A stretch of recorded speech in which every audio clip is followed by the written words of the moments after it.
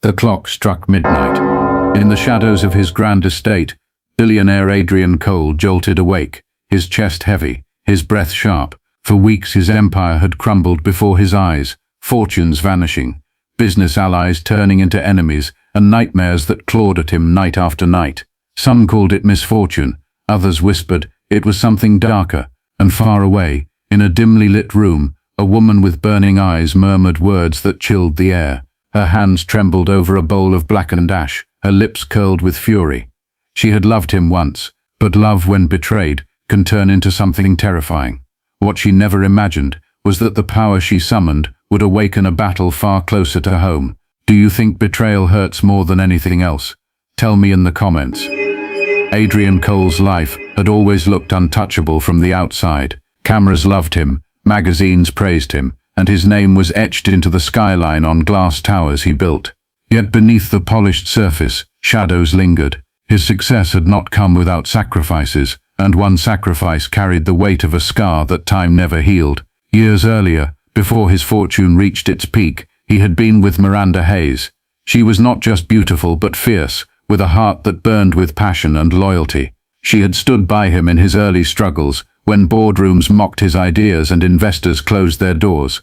For a while they were inseparable, until ambition consumed him. When Adrian's empire finally took off, so did his pride. He chased power, influence and attention, leaving Miranda behind with nothing but broken promises. The world celebrated his brilliance, but behind that celebration was a woman abandoned, humiliated, and left to rebuild herself with bitterness in her veins. Miranda carried that wound like a hidden flame. To those who saw her now, she appeared polished, even elegant, but the gleam in her eyes was not hope. It was anger, sharpened by years of silence.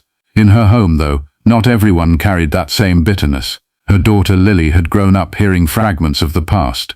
She knew her mother's version of the story, the betrayal, the abandonment, the rage. Yet when Lily glimpsed Adrian on television or in the papers, she saw a man haunted, not triumphant. His eyes told a different story, one her mother never spoke of. Lily did not defend him, not openly, but inside she wrestled with a question that kept her awake at night. Was her mother's hatred truly justified, or was there something more? This quiet doubt became the thread that would soon unravel everything. If someone betrayed you deeply in the past, would you forgive and move on, or hold on to that anger forever? Drop your thoughts in the comments.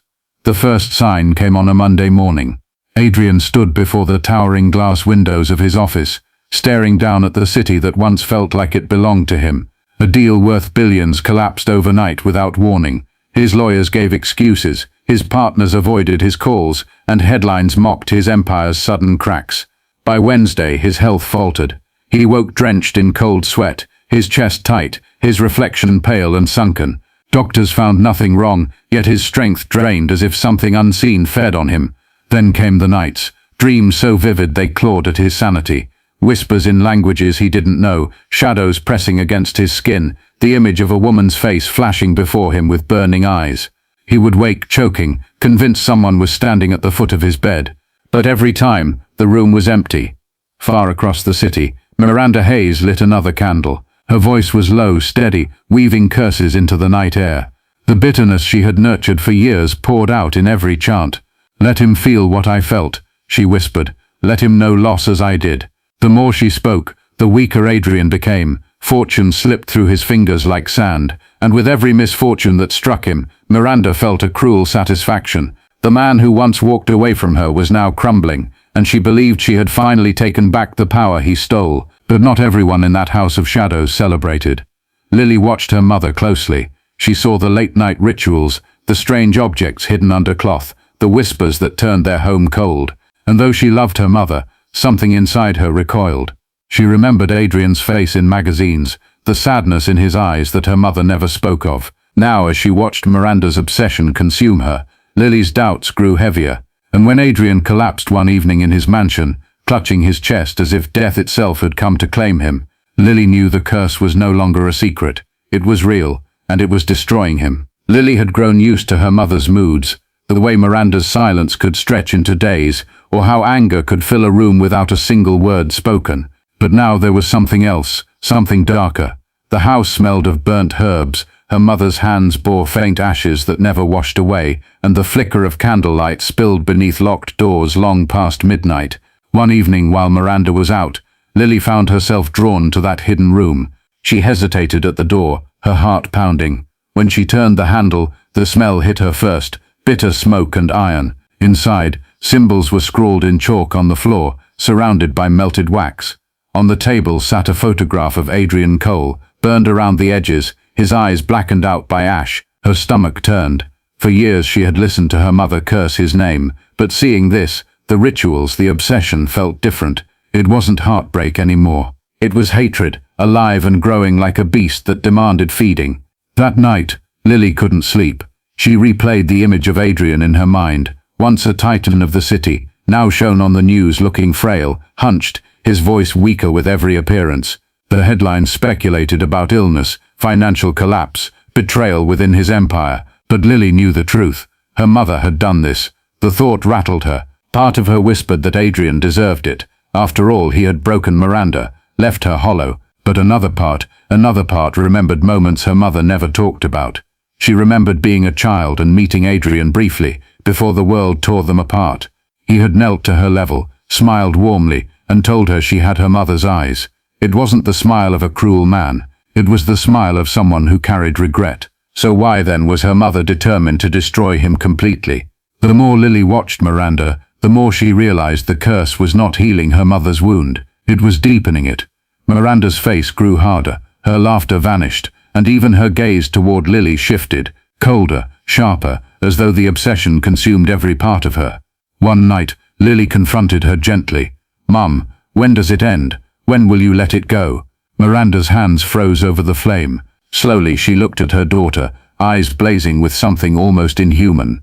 "When he has nothing, when he feels every ounce of what I felt, only then will I rest."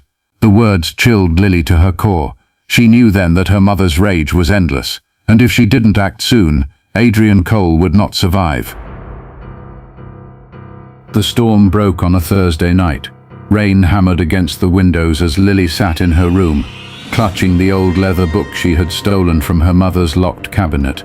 Its pages were brittle, filled with strange symbols and passages written in a language she barely understood. Yet the further she turned the pages, the clearer one truth became. This wasn't harmless superstition. The curse was designed to drain a man's life, not just his fortune, not just his peace, but his very soul. Her hands trembled as she read the final lines, a warning scrawled in red ink. The one who casts such a curse binds their own blood to its fate. Should the spell be broken by another hand, the darkness will not vanish. It will return to the source, consuming them instead. Lily's breath caught. The spell was not only destroying Adrian, it was chaining itself to Miranda. Suddenly, memories clicked into place. The nights Miranda grew weaker after her rituals, the shadows under her eyes, the anger that seemed to hollow her out more with every passing day. Her mother wasn't just hurting Adrian, she was tethering herself to the same destruction. And if Lily broke it, her mother would pay the price. The realization left her paralyzed. She thought she had uncovered a way to save Adrian, but now the truth weighed heavier. Saving him meant sacrificing her mother. That night, she sat in silence, staring at the rain sliding down the glass. Her mind battled itself. On one side, the face of Adrian Cole, pale, gaunt, slipping closer to death. On the other, her mother, broken, bitter, but still her mother. Could she choose between them? When she closed her eyes, she saw Adrian's hand reaching out, trembling, as if calling for help. She saw Miranda's eyes, filled with fury, but beneath them, a wound that had never healed. The choice was no longer simple. To break the curse was to tear apart the woman who raised her. To do nothing was to let a man die under the weight of a past mistake. The storm outside raged, but it was nothing compared to the storm in Lily's heart. Adrian's empire unraveled in the public eye. Investors fled, rumors spread like wildfire, and whispers of bankruptcy filled the news. Yet the true collapse was hidden behind the mansion's tall gates, where Adrian himself wasted away. Lily watched the reports every night, her chest tightening as his image appeared on the screen. The strong, commanding figure was gone. In his place stood a man leaning on a cane, his voice barely carrying through interviews, his once sharp eyes hollowed by exhaustion. He looked less like a billionaire and more like a prisoner, trapped in chains no one else could see. And in her own home, her mother was no better. Miranda's beauty had always been striking, but now shadows carved into her face, her skin sallow, her lips cracked from endless chanting. She snapped at Lily for the smallest things, her gaze distant, her body trembling after each ritual. Lily felt trapped between two ruins. One was a man she barely knew but could not stop thinking about, a man drowning under the curse. The other was her own mother, the woman who raised her, now burning herself alive in hatred. Every night Lily sat on her bed with the leather book open, staring at the passage again and again. The darkness will return to the source. She imagined it, breaking the curse, only to watch her mother's body convulse, her spirit devoured. Could she live with that? Could she be the one who destroyed the woman who once held her as a child, sang to her when she was afraid, and whispered promises that they would always have each other? The thought left her sobbing into her hands. At her lowest, she considered doing nothing. Maybe Adrian's fate was sealed. Maybe it wasn't her fight to intervene. Perhaps it was justice, cruel but deserved. But deep down, Lily knew this wasn't justice. This was obsession, passed down like poison. If she allowed it to continue, the curse would not only destroy Adrian, it would devour her mother, and eventually her too. One evening, Lily walked past the mirror in the hallway and froze. For the briefest second, she swore she saw her reflection fade, her face pale and lifeless, like Adrian's. She blinked, and it was gone, but her heart pounded with terror. The curse was no longer only between Miranda and Adrian, it was reaching for her.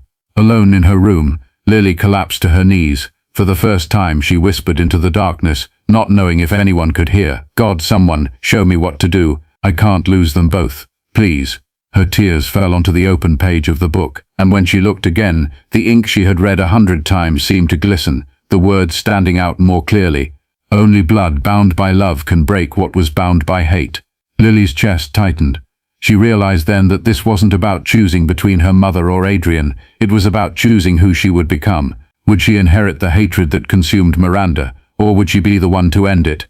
The morning after her desperate prayer, Lily rose with a stillness she hadn't felt in weeks. Her eyes were swollen from tears, but inside her something had shifted. She was done hiding in fear, done watching her mother and Adrian unravel while she stood frozen. The book's words echoed in her chest. Only blood bound by love can break what was bound by hate.